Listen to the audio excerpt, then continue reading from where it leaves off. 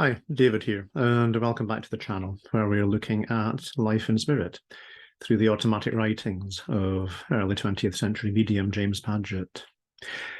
Today's video is one I intended to post midweek, but it's been a busy week with work. Hopefully the video that was intended for today will also be uploaded in a day or two. In this second series of messages, beginning with 2.1, we're looking at communications received by James Padgett from friends and acquaintances in spirit. So these messages are from a range of people James knew, such as childhood friends, work colleagues, from his legal career, and other people he knew only slightly or knew by reputation. In today's video, we're going to look at a message James received from a former judge, Frank D. Syrick. We've heard from Judge Syrick once already, back in video 2.6, where we looked at a message he gave James on May 6, 1915. The message we're looking at today was given on May 13, 1917, so almost exactly 2 years later, which lets us see how much progress Frank Syrick has made in that time. In video 2.6, Frank gave a very detailed account of his process of falling ill and passing to spirit, and a description of what it was like for him at first in spirit. So he tells us of the process of reckoning that every soul must go through, but he also told James Padgett how valuable was the knowledge that he gained through his friendship with James before passing to spirit, and how it made a real difference to his ability to understand what was happening.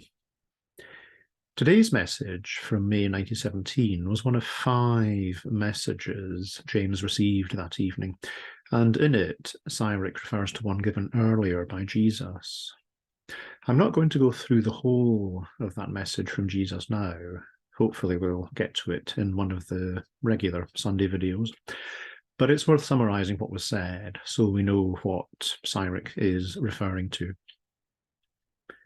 The earlier message from Jesus appears to be one given on May 8, 1917, a few evenings before. It's quite conversational, and one of the points discussed came up because Padgett questioned why Jesus comes forward in such a familiar manner. The reply is simply that Jesus wants as close a rapport with James Padgett as possible in order to convey what he wants to say as accurately as possible. Jesus makes the point that he could come through with a highly elevated tone that Padgett might think appropriate to a highly developed spirit.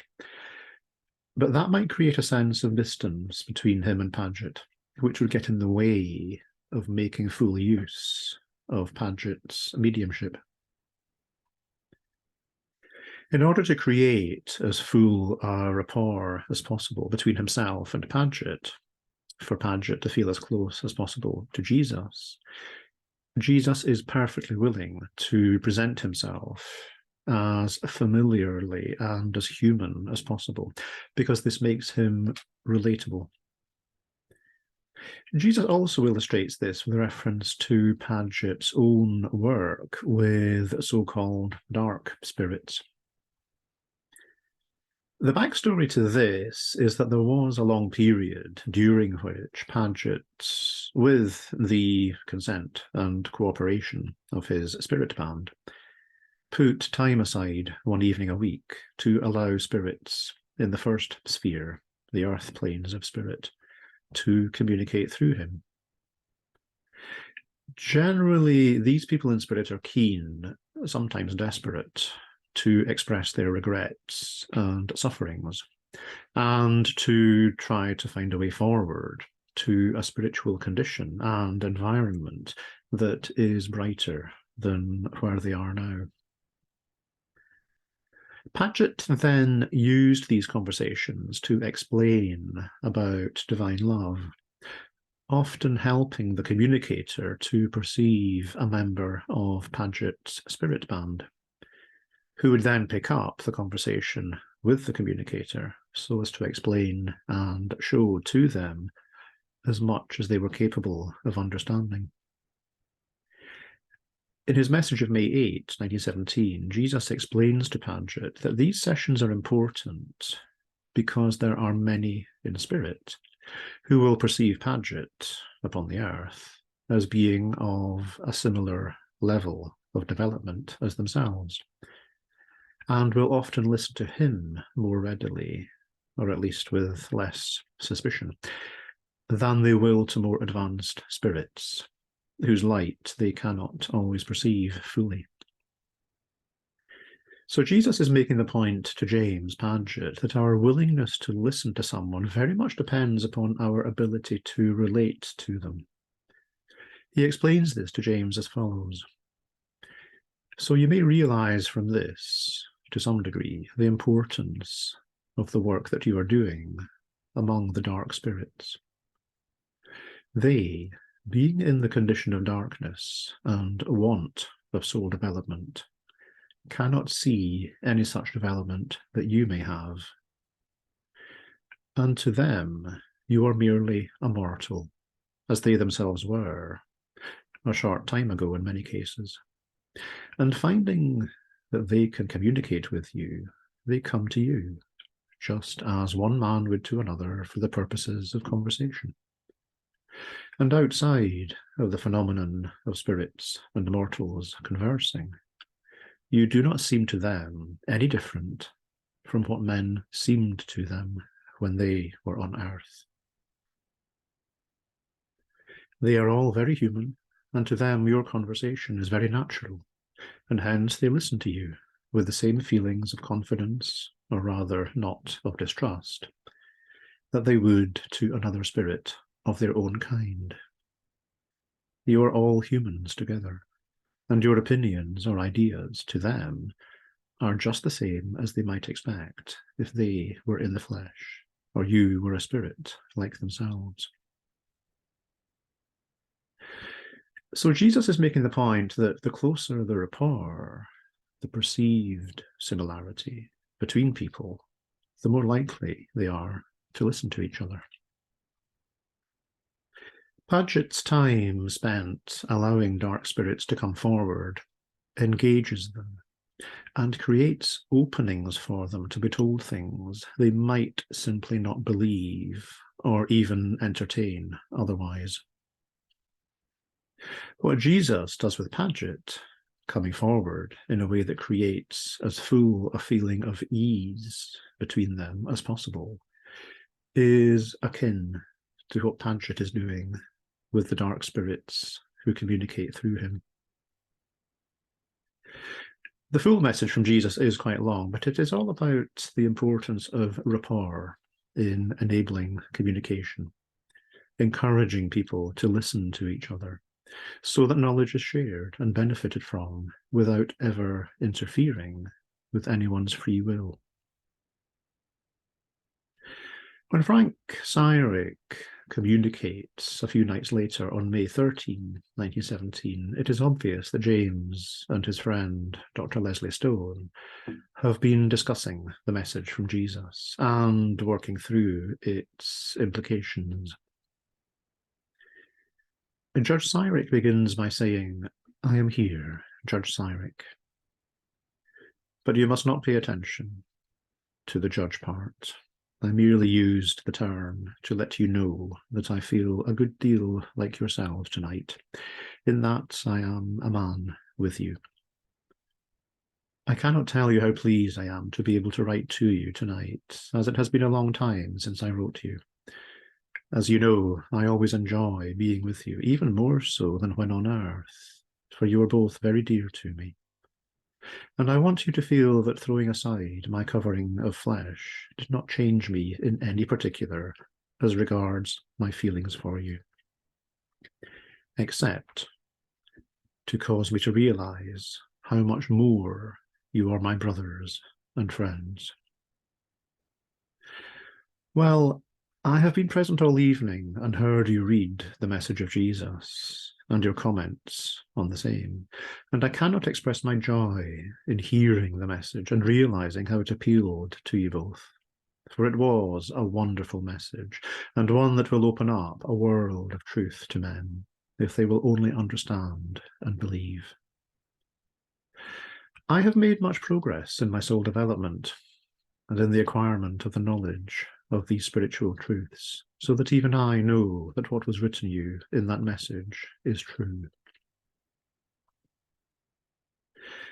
So the first things that Frank Syrick wants to say to James Padgett and Dr. Stone are how close he continues to feel towards them, and that he has made enough progress in his soul development to be able to tell them that he knows the truth of what Jesus wrote in the message they have been discussing.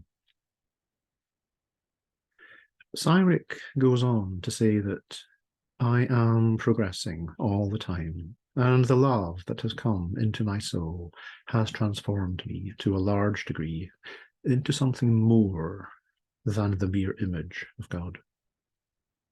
Oh, I tell you, this love is wonderful, and we who have it are happy beyond all conception. And the best thing about it is that the more of it we receive, the greater knowledge comes to us that there is more waiting for us to receive. I am in the fifth sphere, and I have with me one whom you have heard me speak of. I mean, of course, my Rose. What a blessing to have such a soulmate, and if I could only find words to tell you of the happiness that comes with such a possession, I would do so. If only to give you some idea of what you may expect when you come to the spirit world, and especially when you remember that both your soulmates are in a higher sphere than we are, and of course have more love and happiness. So Syrick tells James and Leslie that he is now in the fifth of the 7 spiritual heavens, and that he has his soulmate, Rose, with him. The reason he mentions this is because James and Leslie both know who Rose is.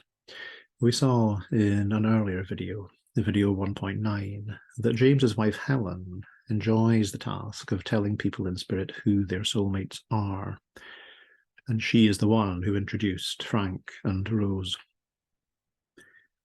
Syrick's gratitude to James Padgett is very real, because it is very much down to James Padgett and those working with him that Frank Syrick has made as much progress as he has, and has developed sufficiently to be introduced to his soulmate so soon.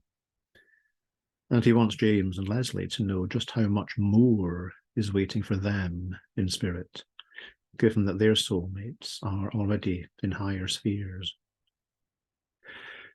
With this, Frank Syrick tries to conclude his communication, saying, well, I would like to write a longer letter, but am advised that I have written enough for tonight, and so I must stop. However, James asks Frank Syrick if he was present at a spiritualist meeting that James attended recently. He replies, yes, I was there, and spoke to you, but did not try to talk much, as there were so many other spirits, all anxious to speak to their friends, and who haven't the blessed opportunity that I have to communicate. The room was filled with spirits, and if you could have seen the condition of some of them, I know that you would have had a longing desire to help them. I know from when I was doing platform demonstrations in spiritualist churches, it can sometimes feel like a bit of a rugby scrum, with so many people in spirit trying to come through, and you rely heavily on your guides to maintain order and manage who gets to connect with you, so that the communications you pass on can be coherent and evidential. If you think of a number of people in spirit who connect with each of us, whether it's parents, grandparents, other family members, friends, neighbours, work colleagues who have gone before us. And you then look at the number of mortals physically sitting in the meeting and multiply that with all those people in spirit who connect with each one. You start to get an idea of how many people are truly attending a meeting where a demonstration of mediumship is being given. It's also easy to forget that the ability to make contact benefits the hopeful souls in spirit who succeed, just as much as the mortals who receive the message. This is why Frank Syrick goes on to say to James, "So do not let any doubt come to you as to the great work that is yours to help these spirits, and also that many of them are helped as a truth.